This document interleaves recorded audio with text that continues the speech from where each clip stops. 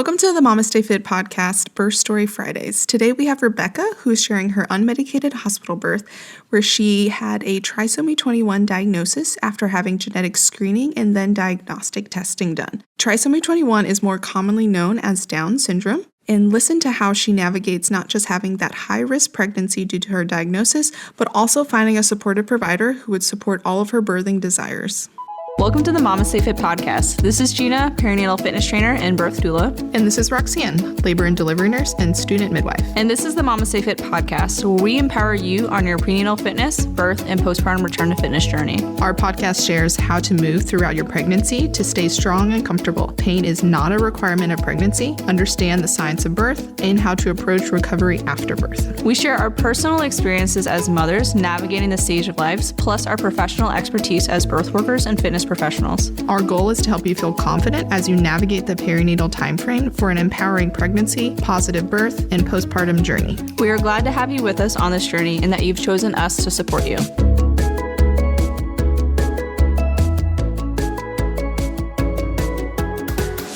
So before we dive into Rebecca's birth story, let's just discuss what are the genetic screening options that they will offer to you during your pregnancy that you can do if you choose to. During the first trimester, there are two main types. Rebecca got the NIPT test, which is the non-invasive prenatal testing. That is a blood screening where they can look at the DNA that's in your body to see if baby has potential markers for specific chromosomal abnormalities, as well as a nuchal translucency screening, which is an ultrasound where they look at the neck folds of your baby. If there are increased neck folds on the baby, this is an increased sign that there could be chromosomal abnormalities. These two tests are screenings. Just because they come back positive, it does not mean that you will have a diagnosis, but it means that they will likely want to do further testing on baby to see if there is truly a diagnosis here or if the screening just came back as a false positive. During the second trimester, there is also some genetic screenings. The most commonly one done is the quad screen, which is a blood test that they also can look at to see if there are any signs of a chromosomal condition, and it's typically done twice during the second trimester.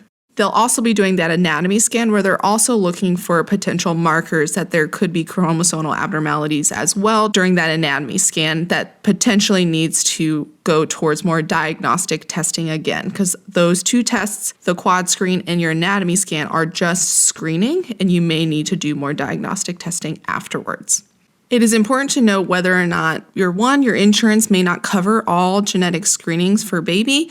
So knowing which genetic screening tests are covered can be helpful before going into your pregnancy to know that which ones will even want to say yes or no to based on your coverage. But it can also be helpful to know which ones you are potentially even interested in, because some people don't choose to get genetic screening at all during their pregnancy, and some do choose to get that genetic screening done to be able to make a decision, one, if they will continue with the pregnancy, or two, where they're going to deliver during their pregnancy. So Gina, did you get genetic testing done during your pregnancies?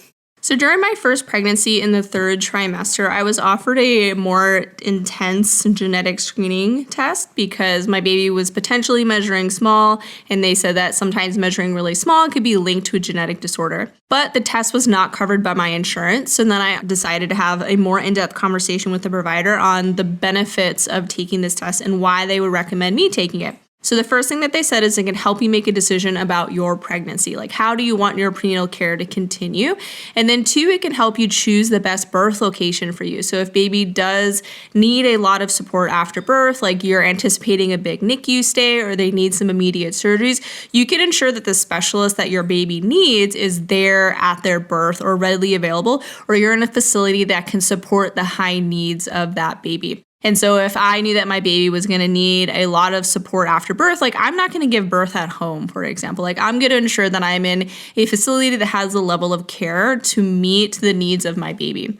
And so those were like two big things that they were saying. It can influence your prenatal care, and it could also influence where you give birth. And so then I was like, okay, those seem like really good things. Like, what is the likelihood that this is linked to a genetic disorder that you would then recommend me still do this testing? And the likelihood was pretty small. Like, most likely it was just because I was a small person. And so then I started having conversations on like, okay, well, what other testing could we do before we jump to this screening? Because I still got a few months before I give birth anyways. what are some other tests that we can do to either confirm or like help us understand whether or not this is linked to a genetic issue that are covered by my insurance? And so we kind of explored different options like doing other ultrasounds, like continuing to follow baby's trend. And then again, it just found out that we had the wrong due date and that's why baby was measuring small. So then we opted to not do that test. But those were the types of questions that I was asking my provider when they were recommending a test that was not covered by my insurance to help me make a decision on whether or not I thought that this test would be worth me investing in, potentially to influence my prenatal care and then also where I was giving birth. So during my first pregnancy, I did get like all of the genetic screening that was recommended, one of them being the spinal muscular atrophy genetic testing to see if we were carriers or not. And my testing did come back that I was a carrier. And this was concerning to me because like this is not something that I had ever had on my radar. Like we don't really have like a family history of this at all. So it kind of came out of nowhere. And my husband was deployed at the time. So normally if you come back positive as a carrier, they want to then test your spouse or your partner to see if they are also carriers of these genetic disorders because that increases the likelihood that baby can develop it. And my husband was deployed at the time, so he could not just go to, random lab and get this test drawn and get the results until he returned home. And he did not return home until 3 weeks before the baby was born. So we didn't actually get the results back of his genetic screening until after baby was already born. He was not a carrier, so it all worked out fine. But this was a bit concerning for me because I'd not expected it at all during my prenatal course. Like all of our other genetic screenings came back negative, and then this one came back positive for being a carrier, and it kind of caused a lot of anxiety. So sometimes for my future pregnancies, I did not do as much genetic screening because I did get so anxious during that first one after the results. It would not have changed anything that I did because we were already giving birth at a hospital that was pretty high level of care. It more so just caused me more anxiety than anything.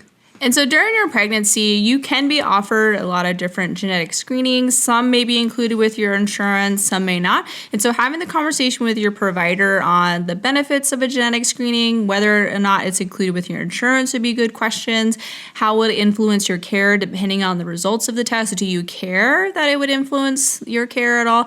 And then like, how is it going to mentally make you feel? Like, are you going to sit and be like super anxious about the results of the test that it could like affect how you are mentally navigating your pregnancy? And so there's a lot of things to consider with genetic testing and would be tons of great questions to be discussing with your provider. Let's take a quick break to share about our birth story sponsor, Baobei. Baobei is a perinatal company that intentionally designs support wear for your pregnancy, birth, and postpartum. Baobei was founded by a physical therapist and creates support bands, leggings, bralettes, and other clothing items to support your entire perinatal journey. I loved wearing Baobei throughout my pregnancy, especially for daily wear and for my workouts. Their maternity belly support leggings and shorts were my favorite to wear for my workouts, especially once my belly started to get big in the third trimester. I found that the belly support was the right amount of support and not compressive at all. I love to pair the leggings with their bralette that I used during my birth and now postpartum for daily wear and easy nursing. I love to invest in clothing that I can use both during pregnancy and after too. I have also loved the leggings during this pregnancy, but have always been a big fan of the Pro Bump band to support my belly and manage my pelvic girdle pain, especially my SPD with this pregnancy and my previous. Baobei is one of our favorite maternity and postpartum support wear brands. We are so grateful that they have graciously sponsored our birth story podcast episodes so you can hear real birth stories to learn from as you prepare for your own birth. Head to baobeibody.com and use code MamasteFit for 15% off your order. Thank you, Baobei, for supporting us throughout our motherhood journey. Today we have Becca here to share her birth story with her daughter Vivian, who had a trisomy 21 diagnosis during her pregnancy, which is more commonly known as Down syndrome. Thank you, Rebecca, for being here. Thank you for having me. So tell us your story. How was your pregnancy and your preparation for birth? I prepped for this pregnancy for about 6 months before we tried to conceive, and I got pregnant pretty much right away, and I was 23 years old. Went really well overall to start. I was a little bit tired, a little bit nauseous during the second trimester, but nothing too crazy.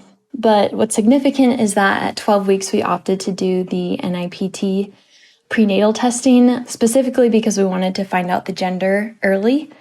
And I will never forget the day that my doctor called me and told me that this test came back high for having trisomy 21 or for having Down syndrome.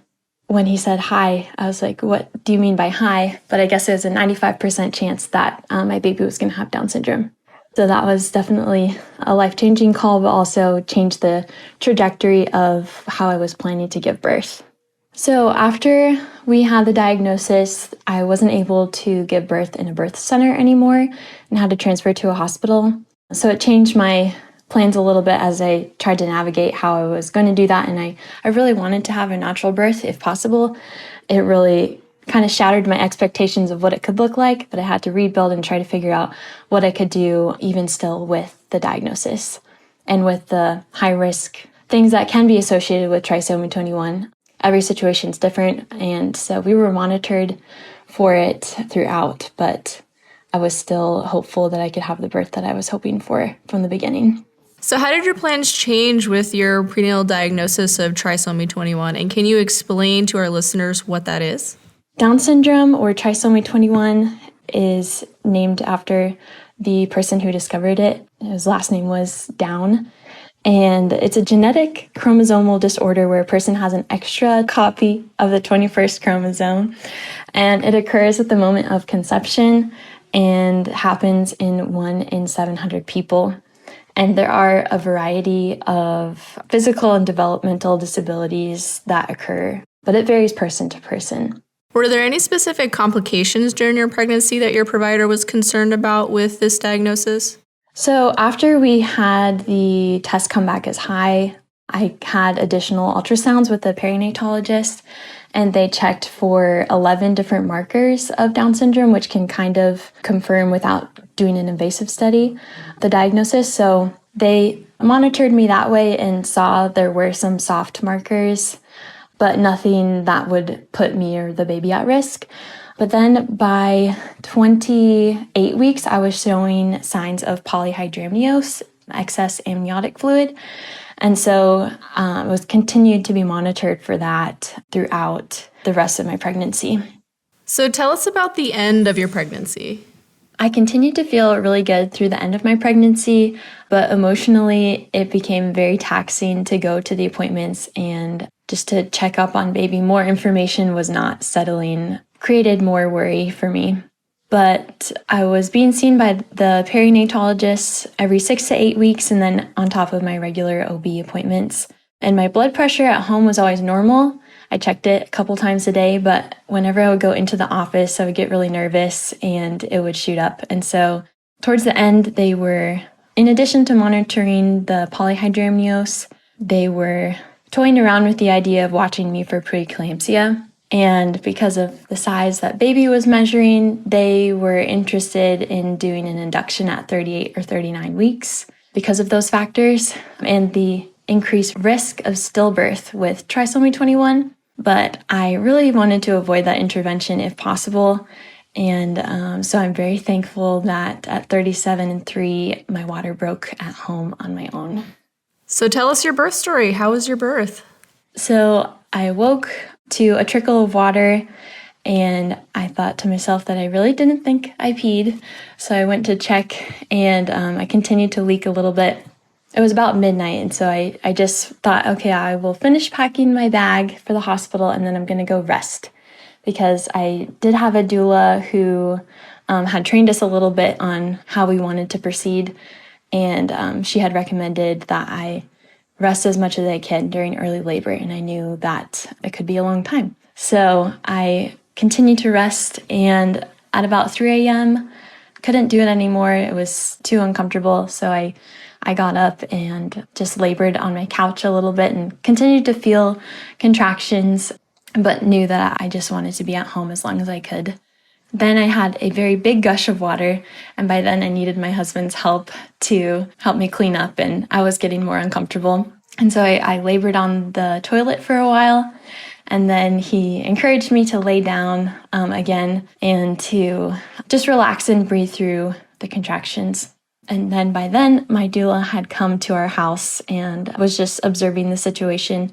My husband was supporting me and helping me relax through the contractions as he was preparing himself to go to the hospital. eventually I threw up the avocado toast that I had eaten a couple hours prior. And so I looked at my doula and said, "Does this mean that I need to go to the hospital?" And she said, "I think you should call." And so I called, or my husband called, and they recommended that I come to the hospital. So we had to drive. It was actually only about 20 minutes. It was a Sunday morning with no traffic in LA, so I was very thankful for that. But we had to drive separately because my husband had to get a negative COVID test in order to be entered into the hospital unless labor was imminent. And so we didn't know what they were going to say, so we had to be prepared for either situation. So I rode with my doula to the hospital and my husband drove separately, and that was the most stressful. One of the most stressful aspects was just being separated from him. I wasn't comfortable with that. But we got to the hospital and the person wheeled me to triage, and I was not sitting on the wheelchair a pleasant manner. I was not answering their questions very nicely. I was very imminent in labor. So the nurse had mercy on me and just let me have a room instead of getting checked in triage. And so when they did check me, I was 8 centimeters. After a little bit of coaxing from the security guard at the hospital front entrance, my husband was allowed in to join me and my doula in the room. Then I had put in my birth preferences that I wanted to be able to move around, and I didn't want monitoring or to have Bluetooth monitoring or something. But at that point, I was pretty comfortable, as comfortable as I could be. I preferred actually to just be in the bed. And so I was on my side, breathing, relaxing through contractions, but just wanted to be left alone. Then I think about an hour later, they checked me again, and I was at 10 centimeters. And so they said I could push, and I didn't have an initial urge to push. And so I just continued to labor through the contractions. But then eventually I thought I should give it a try. I didn't have like the fetal ejection reflex, but give it a try, and pushed on my side for about an hour actually. And her head was present, like I think within 30 minutes of me pushing, but I just couldn't really get her further, I guess, get her to go down further. And so after some time had passed, my doula recommended that I get in a squat position. And I had said that I was interested in doing that, but I think just in the moment, I was a little bit afraid of getting in the squat position and then getting stuck there or tiring out. It was just hard to move. So it took a lot of courage to move and to get into a different position. Within 45 minutes, either within 30 or 45 minutes of doing that, I did squat her out. And so it was just squatting her out, pushing her out that was the only moment that felt outside of my comfort zone during the whole process. It took a lot of might, but the relief of having her here, being able to take her to my chest and having my husband catch her and taking her to my chest, just all of those months of scary doctor appointments and things that we just didn't know if it would be possible. Then to have her and to have the birth that I was dreaming of, to have it actually happen was just such a blessing and just the best feeling. But then after I delivered, I did lose a little bit of extra blood. And so that my doctor after my placenta came quickly, but then afterwards, I was still losing some blood. And so he recommended that I get some Pitocin shot in my thigh. So we did end up doing that. And I was able to hold her for a while, but then they wanted to check her under the lights, just given she actually needed a little bit of help breathing. By that time, I was feeling really weak from losing that extra blood. So we got to hang out in the delivery room for a little bit extra longer, A, because they were monitoring baby, but B, because I was just really low in energy and lightheaded and things like that. So Vivian needed a little bit of extra support, like I said, and they kept a nurse with us in the room with her as she was hooked up to the monitors. They kept her in the room with us through that nurse's whole shift. So for like 12 hours before they decided that they needed to take Vivian to the NICU, I'm thankful that they gave her as much time as they could before they decided that it would be better for her to be monitored more closely. How was navigating the NICU for the length of time that your baby was in there? Navigating the NICU would have been easier if it wasn't during COVID. And our NICU was under construction, and so there wasn't a place for us to stay with her. Once I was discharged from the hospital, we had to both have a negative test every day in order to see her. And so that just made it an extra barrier, an extra challenge in order to be able to be with her, which got old pretty quickly. We were thankful for the care that we got, and really she just needed time for her lungs to get stronger and to have full oxygenation without needing oxygen support at home. And it gave us time to recover a little bit, for me to gain my energy back, and we were ready to receive her when we could go home. Definitely still needed the support of others during that time with meals and laundry, help with laundry, and pumping through the night. But you do what you have to do. Do you have any advice for other NICU parents, especially if baby's going to be staying in the NICU after you've been discharged? For parents, I advise you to ask lots of questions for your nurses and let them know your preferences as much as you can. For example, I asked that Vivian not get a bath after birth, which is normal, but then like a couple days later we came in and she was bathed, and it was fine, but I missed it, and I just wish that I could have been there.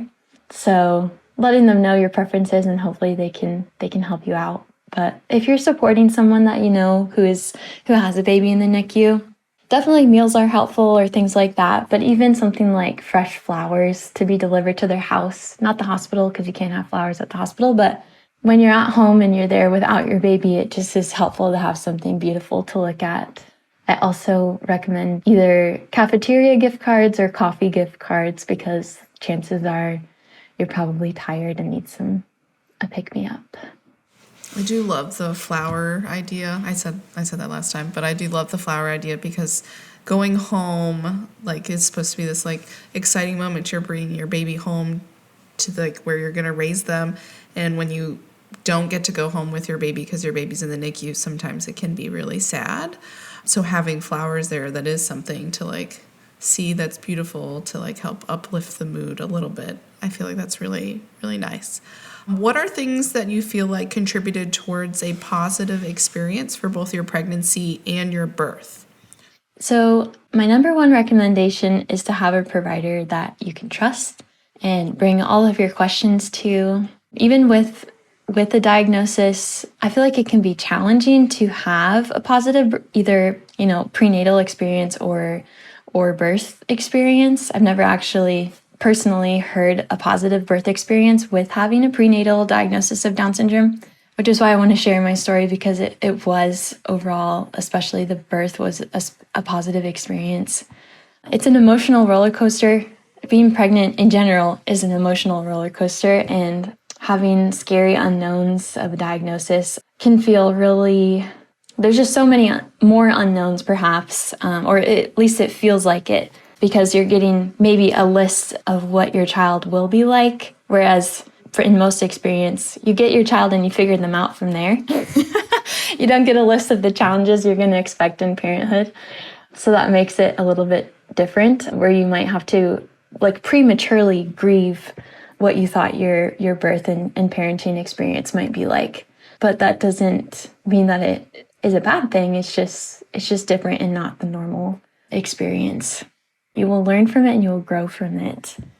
I think if you have birth preferences, and even if you're high risk, doing your research and figuring out who you can trust and who's on your team versus who just sees your diagnosis or sees like the risks of things. I didn't mention this, but I did end up switching providers, in part because we moved, and in part because I risked out of the hospital that I was looking for at first. I looked for somebody who would still support a natural birth, even with having a more complicated history. And I came in with my binder of information and plopped on his desk and asked for his help. And he did follow through with what he said he would do, and I'm very thankful for that. But having a specific set of birth preferences. I took a sheet of paper and had my birth preferences, and we talked exactly through it. And I brought the same one to the hospital, and so the nurses could see it.